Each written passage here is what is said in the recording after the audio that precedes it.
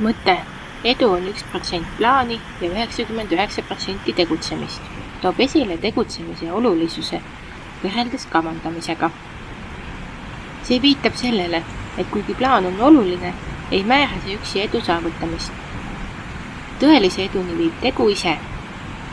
Järjekindel tegevus ja töö, mida tehakse plaanide elluviimiseks. Plaan on nagu kaart, mis näitab, kuhu liikuda, kuid see ei vii sind sihtkohta. Ilma selge visioonita ja eesmärkideta on raske õigesti tegutseda, kuid plaan võib jääda vaid paberile, kui sellega ei kaasne reaalset tegevust. Sageli veedavad inimesed palju aega unistuste ja plaanide kallal töötades, kuid nad ei jõua kunagi tegudeni. Sellest ka ütlus Eiva. Mõte, idee või plaan võib olla edukuse algus, kuid tegelik väärtus peitub selles, kuidas me seda plaani ellu viime.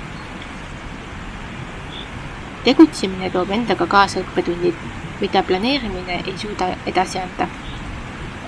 Kui sa hakkad tegutsema, puutud sa paratamatult kokku reaalsuse ja elu väljakutsetega, mida ei saa paberil ette näha. Läbi tegevuse omandad kogemusi, mis võimaldavad sul plaani kohandada ja paremaid otsuseid langetada. Kui sa aga jääd ainult planeerimise faasi, jäävad need kogemused ja õppetunnid saamata. Tegutsemine aitab arendada oskusi, lahendada probleeme ja teha vajalikke muudatusi, et saavutada soovitud tulemus.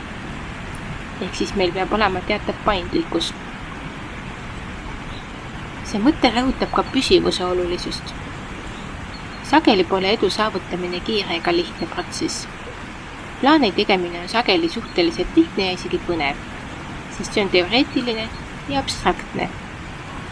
Tegutsemine seevastu nõuab aga palju vaeva, järjekindlust ja kannatlikkust. Tihti tuleb edu alles pärast korduvat katsetamist ja ebaõnnestumist. Seega peitub tõeline edu nendes, kes on valmis plaanide elluviimiseks pingutama ja järjekindlalt tegutsema.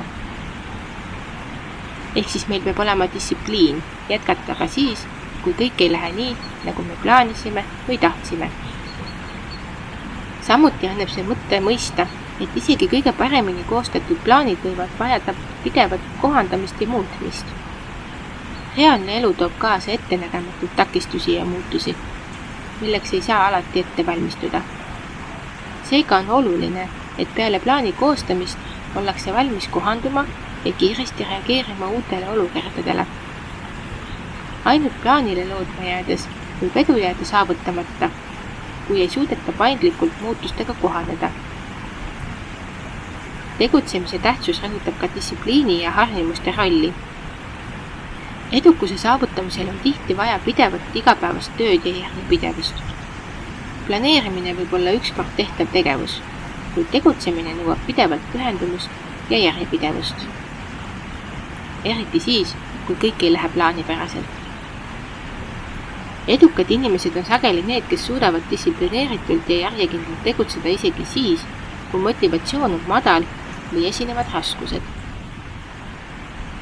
Kokkuvõttes on plaanide tegemine vajalik eduka alguse jaoks, kuid edu saavutamiseks on võtmeteguriks tegutsemine.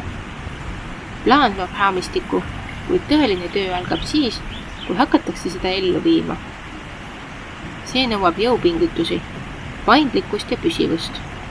Edu pole midagi, mida saab saavutada ainult mõeldes ja planeerides, vaid see tuleb tööga, mida teed iga päev plaani reaalseks elluviimiseks.